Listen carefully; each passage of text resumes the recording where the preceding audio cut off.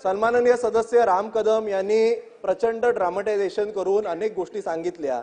मुख्य ते गोष्ट सांगायलाच विसरले, रेकॉर्डवर चुकीच्या गोष्टी जायला नकोत। 3 वर्षापासून आता मंत्री महोदय म्हणाले की राज्य सरकार त्याची चौकशी करेल, पण राज्य सरकारच्या वरती केंद्र सरकार येतं। केंद्र सरकारकडे सीबीआय आहे। सीबीआयनी सुशांत सिंग राजपूत यांच्या मर्डरवर संपूर्णपणे गेले 3 वर्ष चौकशी केलेली आहे।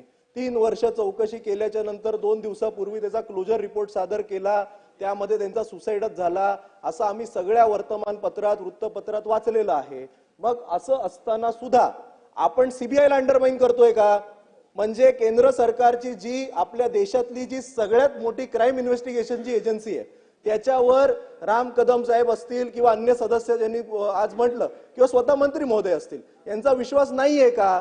आणि त्यामुळे आपल्या सभागृहाच्या मार्फत सीबीआयला अंडरमाइन होऊ नये, सीबीआय जे मोदी सरकारच्या अंतर्गत येतं त्याच्यावर आपण कुठे प्रश्नचिन्ह निर्माण करू नये अशी माझा पॉइंट ऑफ ऑर्डर आहे। आता दुसरा विषय वारंवार उद्धव ठाकरे सरकार हे असं करून आमच्या नेत्यांना जर बदनाम करण्यात येणार असेल आणि कुठेही काही चुकीचं असेल, माझे अध्यक्ष महोदय तुम्हाला विनंती आहे की ते काढून द्या। सिंग राजपूतच्या संदर्भातला जो क्लोजर रिपोर्ट आहे तो सीबीआयनी कोर्टात दिलेला आहे, कोर्टाने अजूनपर्यंत एक्सेप्ट केलेला नाही। ह्याच्या अगोदरचे प्रेसिडेंट अध्यक्ष महोदय मुद्दामून आपल्याला सांगतो, आरुषी तलवार केसमध्ये अशाच सीबीआयचा रिपोर्ट क्लोजर रिपोर्ट दिलेला होता, कोर्टाने तो नाकारला आणि परत ती केस ओपन केली आणि नंतर मग शिक्षा पण झालेली आहे। म्हणून उगाच चुकीच्या गोष्टी सभागृहाच्या याच्यावर बोलूच नाही, थोड्या गोष्टी जरा संयम ठेवावा।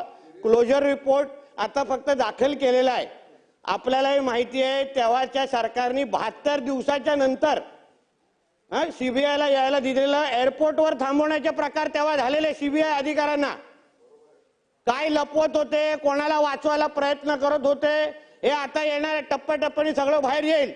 पण नंतर मोदी साहेबांच्या सरकारने सीबीआयच्यावर आरोप करून हे सगळ्या गोष्टी अध्यक्ष महोदय अज्ञानी लोकांनी याच्यावर काही बोलू नये, थोडं थांबावं, शिकून घ्यावं आणि मग वेळ आल्यावर याबद्दल भाष्य करावं ना अध्यक्ष महोदय। म्हणून ह्या गोष्टी चुकीच्या गोष्टी पटलावर जाऊ नये म्हणून मुद्दामून बोललेलो आहे।